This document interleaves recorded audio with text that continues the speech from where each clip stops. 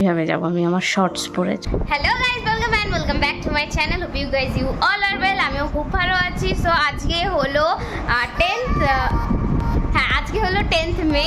আজকে অক্ষয় তৃতীয়া।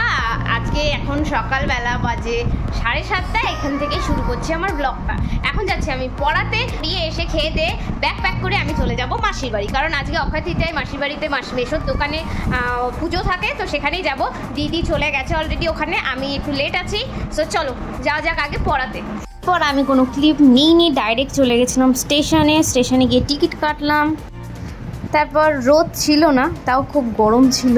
যাই হোক, ওই গরম উপভোগ করতে করতে আমি আমার ড্রেস দেখাতে ট্রেনে উঠে গেছি। ট্রেনটা যথেষ্ট ভিড় ছিল। আমি 4 সিটে বসেছিলাম ফার্স্টে, তারপর লাস্টে গিয়ে উইন্ডোতে বসেছিলাম। দেন জানলার ভিউ দেখতে দেখতে চলে গেলাম দমদম স্টেশনে। ওখান থেকে সিঁথির মোড়ে গেলাম, গিয়ে দেখি সৌভাগ্যদা এসছে। তারপর আমি সৌভাগ্যদার গাড়িতে বসে চলে গেলাম টুকুর করে। গিয়ে বাচ্চা পার্টির সাথে দেখা করলাম, আর ওদিকে দোদো বকা খাচ্ছে। যাই হোক, সব ইগনোর করে আমরা চলে গেলাম ডাইরেক্ট লাঞ্চ করতে। গিয়ে ওখানে অনেক গল্প করলাম, লাঞ্চ করলাম।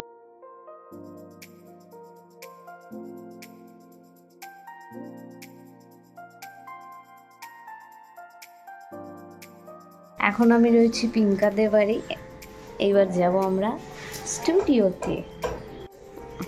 এইভাবে যাব আমি আমার শর্টস পরে চলে যাব। চলা বন্য। তারপর সৌভাগ্যদার স্কুটিতে করে আমরা সব ঝুলে গেছি মাসির বাড়িতে।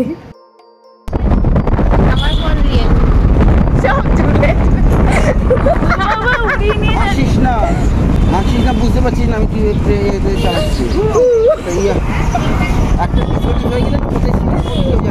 আমি তো তাহলে একদম গুঁড়ো হ্যাঁ।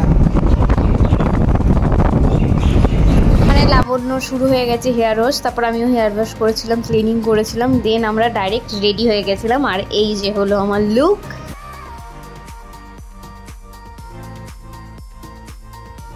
লাস্টে আমি আর পিঙ্কাই বাকি ছিলাম, আমরা দুজন গেলাম।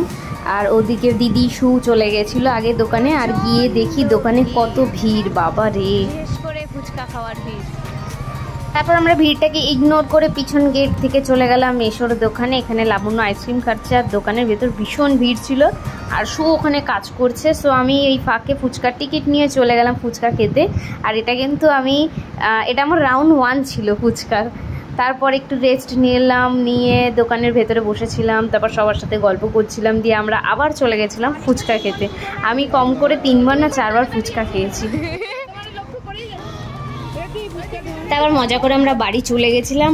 আর পরের দিন মানে স্যাটারডে ছিল পিঙ্কাদের অ্যানিভার্সারি। সো ওই দিন ভেজ খাওয়া হবে, কেক টেক খাবে না, সেই জন্য রাত্রিবেলায় আমরা কেকটা কাট করেছি।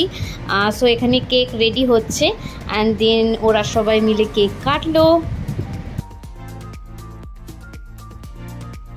কেক কাট করার পরে আমরা চলে গেলাম রাত্রে ডিনার করতে। ডিনারে ছিল চিকেন বিরিয়ানি, চিকেন কষা। সো আমি এখানে বিরিয়ানি খেলাম। আজকের মতো এই অবধি, টাটা বাই। আবার দেখা হচ্ছে আমার নেক্সট ভিডিওতে।